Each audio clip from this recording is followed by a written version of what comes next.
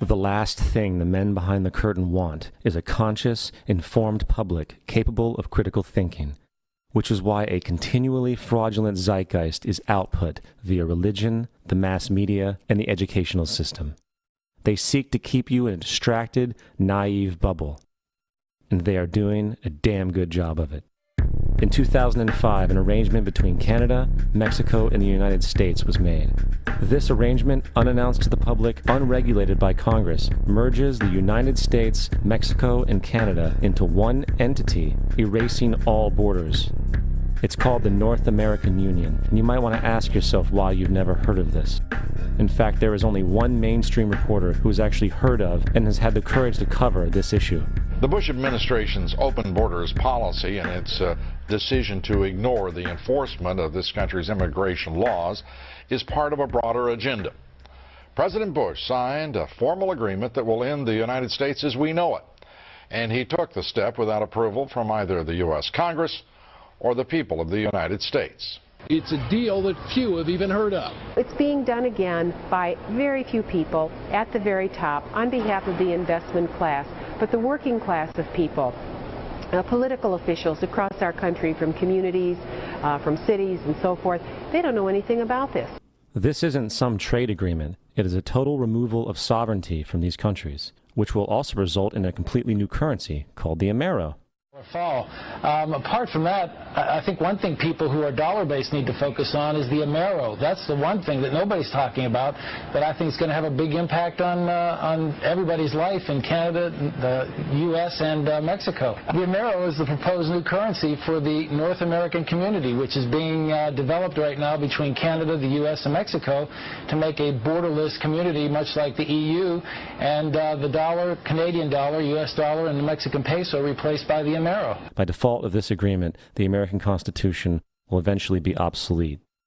You would think that a situation like this would be on the cover of every major newspaper. That is until you realize that the people who are behind this movement are the same people behind the mainstream media, and you are not told what you're not supposed to know. The North American Union is the same concept as the European Union, the African Union, and the soon-to-be Asian Union, and the same people are behind all of them. And, when the time is right, the North American Union, the European Union, the African Union, and the Asian Union will be merged together, forming the final stages of a plan these men have been working on for over 60 years. A one-world government.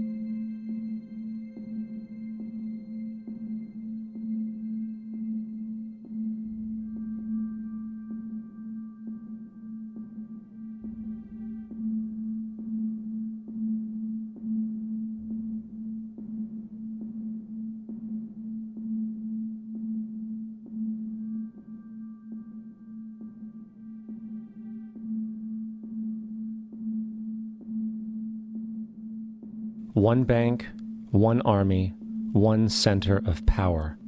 And if we have learned anything from history, it is that power corrupts, and absolute power corrupts absolutely. This is Aaron Russo, a filmmaker and former politician.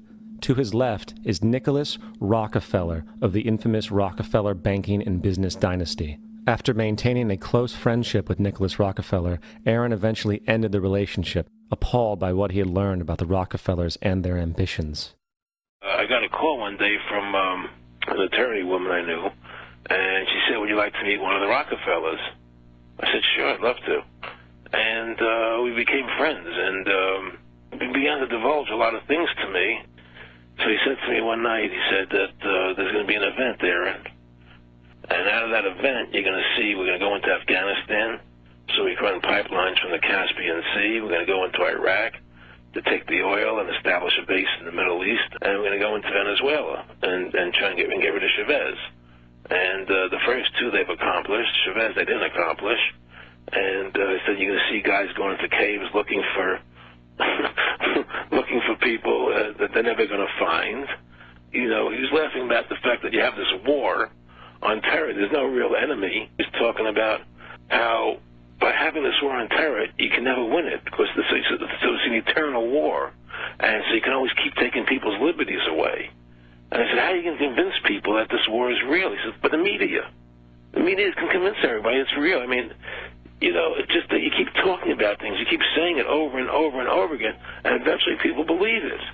You know, you created the Federal Reserve in 1913 through lies. You create 9/11, which is another lie. Through 9/11, then you're fighting a war on terror, and now all of a sudden you go into Iraq, which was another lie, and now they're going to do Iran. You know, and it's all one thing leading to another, leading to another, leading to another. Now, I would say, what are you doing this for? What's the point of this thing? You have all the money in the world you ever want. You have all the power. I said, you know, you're hurting people. It's not a good thing. And he would say, what do you care about the people for? Take care of yourself and you take care of your family. And then I said to him, what are the ultimate goals here? He said, the ultimate goal is to get everybody in this world chipped with the Rfid chip and have all money be on those chips and everything on those chips. And if anybody wants to protest what we do or violate what we want, we just turn off their chip. That's right, microchipped. In 2005, Congress, under the pretense of immigration control and the so-called war on terrorism, passed the Real ID Act, under which it is projected by May 2008, you will be required to carry around a federal identification card, which includes on it a scannable barcode with your personal information. However, this barcode is only an intermediary step before the card is equipped with a VeriChip RFID tracking module, which will use radio frequencies to track your every move on the planet. If this sounds foreign to you, please note that the RFID tracking chip is already in all new American passports.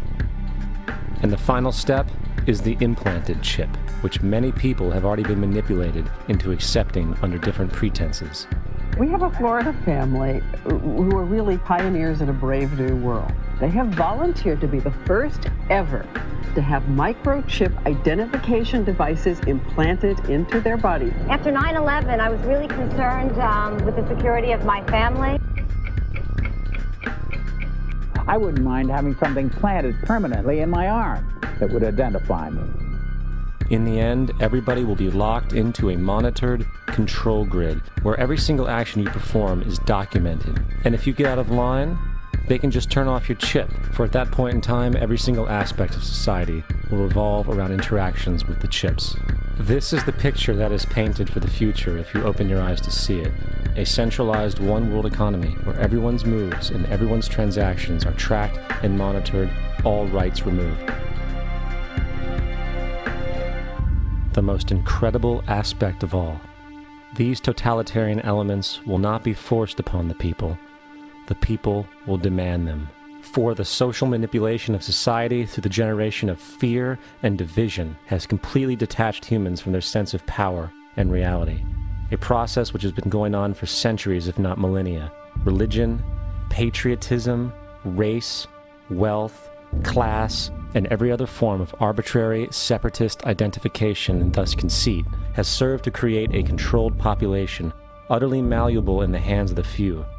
Divide and conquer is the motto, and as long as people continue to see themselves as separate from everything else, they lend themselves to being completely enslaved. The men behind the curtain know this, and they also know that if people ever realize the truth of their relationship to nature and the truth of their personal power, the entire manufactured zeitgeist they prey upon will collapse like a house of cards.